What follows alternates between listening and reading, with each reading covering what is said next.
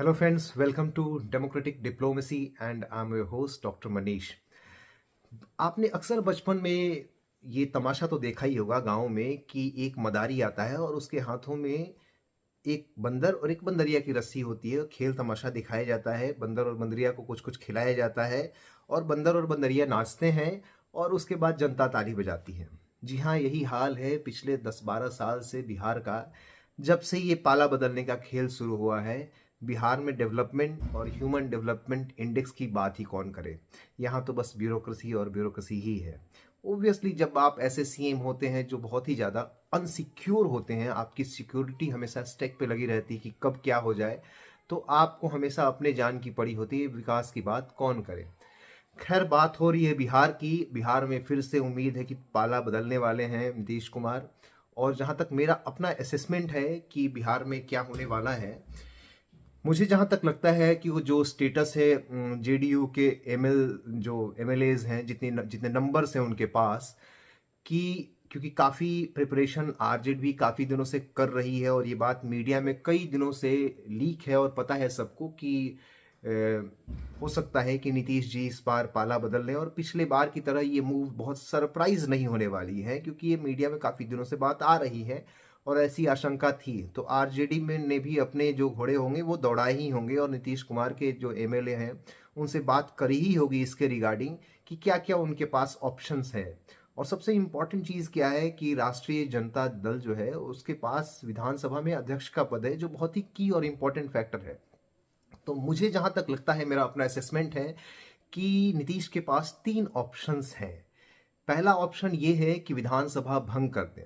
विधानसभा भंग करने के बाद राष्ट्रपति शासन आ जाएगा और हो सकता है कि नीतीश कुमार को किसी अच्छे मंत्रालय में वहाँ समायोजित किया जाए या कोई अच्छी मिनिस्ट्री दी जाए उनको।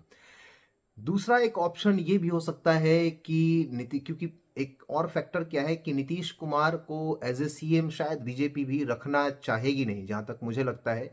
इस वजह से भी नीतीश कुमार के लिए ज़्यादा अच्छा ऑप्शन है कि वो विधानसभा भंग कर दें। दूसरा एक ऑप्शन ये है कि बीजेपी का चीफ मिनिस्टर हो, जिसपे शायद नीतीश कुमार अभी एग्री। आई डोंट थिंक इतना समय उनको मिल पाया होगा ये सोच विचार करने का कि इसके क्या प्रॉज एंड कॉन्स हो सकते हैं। तो शायद नीतीश कुमार अभी इसके लिए एग्री नहीं हो। तो ये तो कॉमन फैक्टर होता है कि न नीतीश न बीजेपी चाहेगी कि राष्ट्रीय जनता दल को यहाँ मुख्यमंत्रीशिप मिल जाए और यहाँ उनकी सरकार हो जाए।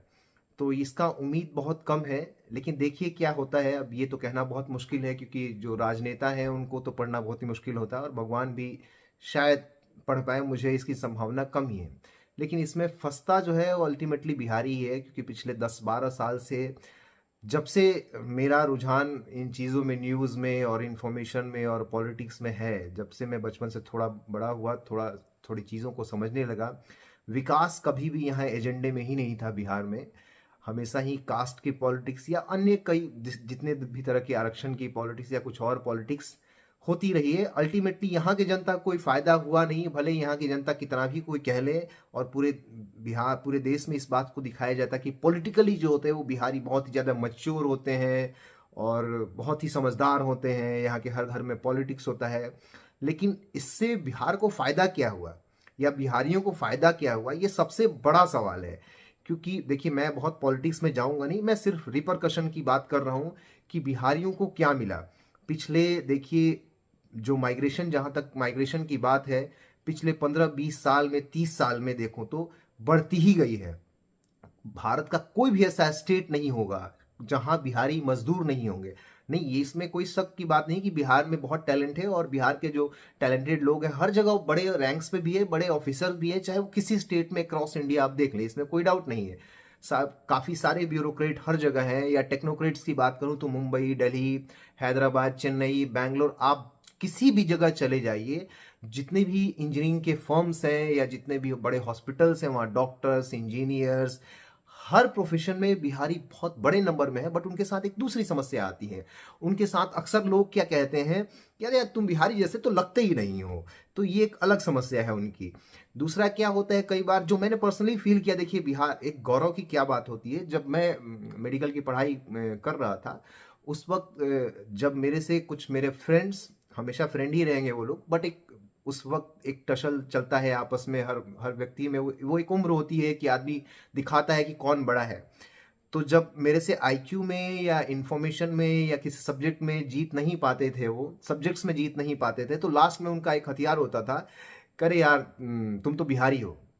मैं इसको बुरा नहीं मानता हूँ, ठीक है, ये एक देखिए व्यक्ति का होता है कि जब उसके पास कुछ नहीं होता तो एक अपना एक हथियार होता है।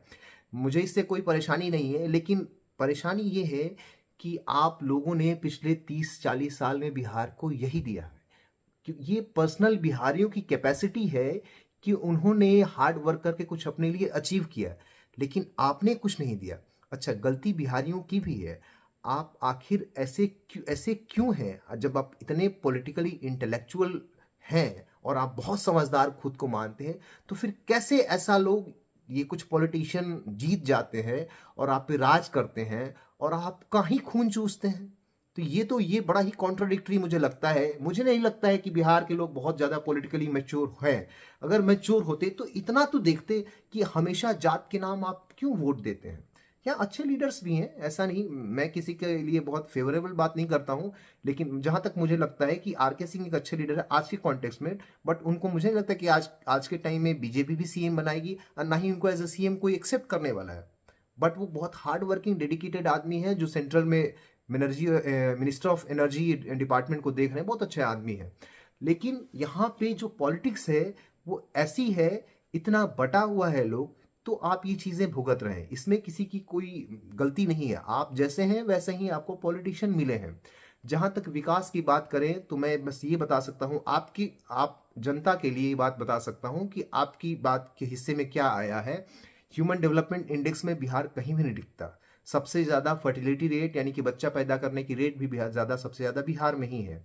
सबसे ज़्यादा मोर्टालिटी यानी कि जो बच्चे मर जाते हैं या लोग मर जाते हैं, उसका भी सबसे ज़्यादा रेट बिहार में। बिहार का हेल्थ इंफ्रास्ट्रक्चर कैसा है, आप एक बार कोई भी बिहार का आदमी बाहर का आए वो देख के समझ जाएगा। हालांकि यूपी और अन्य स्टेट में भी बहुत अच्छा नहीं है, लेकिन तुलनात्मक रूप से आप इसे समझ जाइए कि सबसे ज़्यादा बिहार के लोग आज भी इलाज कराने के लिए दिल्ली एम्स में जाते हैं। इसी से पता चलता है। हालांकि कलकत्ता और बनारस भी बहुत लोग जाते हैं, ये देखने वाली बात है। एक और इम्पॉर्टेंट पैरामीटर अगर रोड की बात कर ले तो आप इसे समझिए कि बिहार में एक भी 6 लेन एक्सप्रेसवे नहीं है। अब गिनती के कुछ 4 लेन्स अब जाके बने हैं, वो भी आधे अधूरे हैं। अभी तक बहुत अच्छा रोड कनेक्टिविटी आज भी बिहार में हो नहीं पाया। स्टेट हाईवे एक ज़माने में जब बिहार पहले मुख्यमंत्री पहली बार जब नीतीश कुमार बने थे 2005 के बाद, तो कुछ अच्छा हुआ था। उसके बाद से सारी जो गतिविधियां हैं वैसी ठप पड़ी हुई हैं, रोड्स की हालत भी खराब है। बिजली की स्थिति जरूर कुछ अच्छी है आज के टाइम में, कुछ केंद्र का योगदान है, कुछ काम बिहार सरकार ने भी किया है। आपके बच्चों की नौकरी की जहां तक बात है, मजदूरी में भारत में बिहार जो है वो मजदूरों की सप्लाई का फैक्ट्री है। यहीं से सारे मजदूर बिहार में सप्लाई होते हैं। तो आप यही समझिए कि बिहार की ग्रोथ स्टोरी क्या है। यहाँ हालात ऐसी हैं कि अगर अगर कुछ बड़ी बीमारी या बड़ी सर्जरी की नौबत आ जाती है तो जो परिवार है वो गरीबी रेखा से नीचे आ जाता है। इतना फाइनेंशियल स्टेटस भी नहीं है। मैं खुद, बहुत सारी ऐसी सर्जरीज होती हैं जो एक्सपेंसिव होती है, आदमी उसमें सर्जरी में सीखता है, लेकिन जब आपके पास पेशेंट ही नहीं होंगे तो आप बहुत ज़्यादा सीख नहीं पाओगे। ये फैक्टर मैंने खुद अपने आप में महसूस किया है। तो इन्हें इन्हें मतलब नटशेल ये कह सकते हैं कि बिहार किसी भी पैरामीटर पे आज सबसे पिछड़ा हुआ स्टेट है। ये दिया किसने है? ये नीतीश कुमार ने नहीं दिया, मैं नहीं मानता। क्योंकि अगर नीतीश कुमार बुरे काम करते हैं और बार बार पाला बदलते हैं तो वोट भी तो आखिर हम ही और आप देते हैं उनको किसी वजह से। आप उनको नकार सकते हैं, ये ऑप्शन हमेशा आपके पास है। सोचना आपका काम है कि आप अपने बच्चों के लिए का भविष्य बनाना चाहते हैं या आप अपनी जात के नाम पे कुछ करना चाहते हैं। मुझे पॉलिटिक्स में बहुत इंटरेस्ट है नहीं, लेकिन मुझे लगा कि जो स्टेटस उस पर एक वीडियो तो ज़रूर बनता है। क्या पता शायद 10, 50, 100, 200, 500 जितने भी लोग इस वीडियो को देखें, शायद उनमें 2-4 लोगों को अकल आए कि आप अपने बारे में कब सोचेंगे। लालू जी तो अपने बेटों को लगभग सेट कर ही चुके हैं, आप अपने बेटों को कब सेट करेंगे, ये सोचना आपका काम है। बिहार के स्कूलों की हालत ऐसी है कि यहाँ टीचर्स को ही कुछ नहीं आता, बच्चों को क्या सिखा पाएंगे। भले आर के जो भी पाठक साहब है वो कुछ भी कर लें, लेकिन मुझे नहीं लगता कि बिहार में स्कूलों की नीति बदलने वाली है। क्योंकि जनरेशन टू जनरेशन जो है वो शिक्षकों पर ध्यान ही नहीं दिया गया। तो अगले 20-30 साल में मुझे नहीं लगता है कि करंट जो सेटअप, जो करंट मॉडल है एजुकेशन का, उसमें कोई उम्मीद बनती है, कम से कम 15-20 साल तो नहीं, क्योंकि वो टीचर्स ही बाद में रिटायर होंगे। और उन टीचर्स को ज़्यादातर अभी जो बीपीएससी से आए हैं उसमें कुछ कुछ लोग काम के हैं, वरना ज़्यादातर को कुछ आता नहीं है। ये बात फैक्ट है। तो बिहार की आम जो जनता है उसको सोचना है कि उसको क्या चाहिए। उसको पॉलिटिकल तमाशा चाहिए, या अच्छे रोड चाहिए, अपने बच्चों का भविष्य चाहिए, अच्छा स्कूल चाहिए, अच्छा हॉस्पिटल चाहिए। सोचिए कि 12-13 करोड़ की पॉपुलेशन है, डेटा मुझे एग्जैक्ट नहीं याद है, अभी मैंने देखा नहीं। लेकिन अगर ज़्यादा ग्रॉस पॉपुलेशन काउंट करी जाए, जो बाहर में माइग्रेशन करके लोग गए हैं, बस गए हैं, उनको भी, वो भी अक्सर आते रहते हैं, या बाहर जो मजदूरी करने जाते हैं या जॉब में है, अगर उनकी पॉपुलेशन को भी सब जोड़ लिया जाए तो मुझे लगता है कि 14 करोड़ से पॉपुलेशन यहाँ की कम होने वाली है। तो इतने पॉपुलेशन को थ्राइव करने के लिए एग्रीकल्चर सेटअप तक नहीं यहाँ पे प्रॉपर ढंग से है। आज भी इरिगेशन के प्रॉपर चैनल्स नहीं है, मतलब आप किसी पैरामीटर पे टिकने वाले नहीं है। बड़े बड़े इंफ्रास्ट्रक्चर के कोई प्रोजेक्ट नहीं है, कोई फैक्ट्री नहीं है यहाँ पे। आप सोचिए कि प्राइवेटाइजेशन के बाद जितने भी टेक्निकल सप्लायर्स, टेक्निकल जो इंजीनियर्स है, उसमें भी फैक्ट्री बिहार ही है, इसमें कोई डाउट नहीं है। लेकिन उनके लिए यहाँ जॉब्स नहीं है। आप सोचिए, हालत बिहार के शहरों के, बिहार में कोई शहर नहीं है। मजे की बात यह है, पटना आप जाइए तो कुछ जो पुराने ब्रिटिशर्स के टाइम का एरिया है वहाँ थोड़ा ग्रीनरी आपको दिख जाएगा, वरना अभी जो नया कंस्ट्रक्शन हो रहा है ऐसा लग रहा है कि कंक्रीट का जंगल है। तो आप ये सोचिए कि आपको कौन सा बिहार चाहिए। आपके बच्चे बाहर चले गए, आपकी प्रॉपर्टी, मैंने देखा है जो अच्छी कॉलोनीज है यहाँ पटना में, वहाँ जाके वहाँ सिर्फ रिटायर्ड माता पिता रहते हैं, जो गवर्नमेंट ऑफिसर्स रहे होंगे, रिटायर्ड हो गए। सबके बच्चे तो ऑब्वियसली जॉब यहाँ है ही नहीं, तो सबके बच्चे बाहर हैं। कुछ के बच्चे अब्रॉड हैं, कुछ के बच्चे बैंगलोर, दिल्ली दिल्ली हैदराबाद, कलकत्ता, चेन्नई, जहाँ भी उनको जॉब मिला वहाँ है। वो बिहार आने वाले नहीं है। उनके फादर की प्रॉपर्टी क्या होगा कि कोई ऐसे ही दलाल टाइप से व्यक्ति आएगा और वो हड़प लेगा, और हड़प के उनको सस्ते दामों में बेच जाएगा। यही होने वाला। आप सोचिए कितना बड़ा थ्रेट है ये, कि एक बड़ा पॉपुलेशन ऐसा बिहार में है जिसका टेक केयर करने वाला नहीं नहीं है कोई भी। उसके घर के फैमिली का जो यंग बच्चा है सारे बाहर है। मैं ऐसे कई फैमिली से अक्सर मिलता हूं, बिकॉज ओल्ड एज लोग हमारे पास आते हैं। कई बुजुर्ग ऐसे हैं जिनसे मैंने, जो मेरे गुरु रहे हैं, जिन तो हम लोग थोड़ा पर्सनल कनेक्शन होता है, तो मैं उनके घर जाता हूँ। टीचर्स हैं, कई एक दो का डेथ हो गया, उनके बच्चे नहीं आए, मतलब बच्चे, क्या बताऊं मैं, स्टोरी बहुत बताया नहीं जा सकता है। तो ऐसा हाल बूढ़ों का है। तो प्लीज मुझे, मैं यहाँ की जनता जो है उससे आग्रही बस ये कर सकता हूँ कि आप अपने बारे में कब सोचेंगे। पॉलिटिकल तमाशा देखना बंद करिए और ऐसे लोगों को जिताइए जिससे मतलब नहीं है कि आपके कास्ट का है, आपके रिलीजन का है। मुझे पता है डेमोक्रेसी में इतना आसान नहीं है, क्योंकि सामने वाला जब आप वोट करता है अपने कास्ट के अकॉर्डिंग है, तो आपको भी, आपको आपका जो भय है, आपके अंदर का जो डर है, वो अपने कास्ट की तरफ आपको खींचता है या अपने रिलीजन की तरफ खींचता है। ये चीज कहना आसान है, करना उतना ही मुश्किल है। लेकिन आपको सच का साथ देना होगा, वरना आप अपने कमिंग जो जनरेशन है उसका भी भविष्य बर्बाद कर रहे होंगे। धन्यवाद।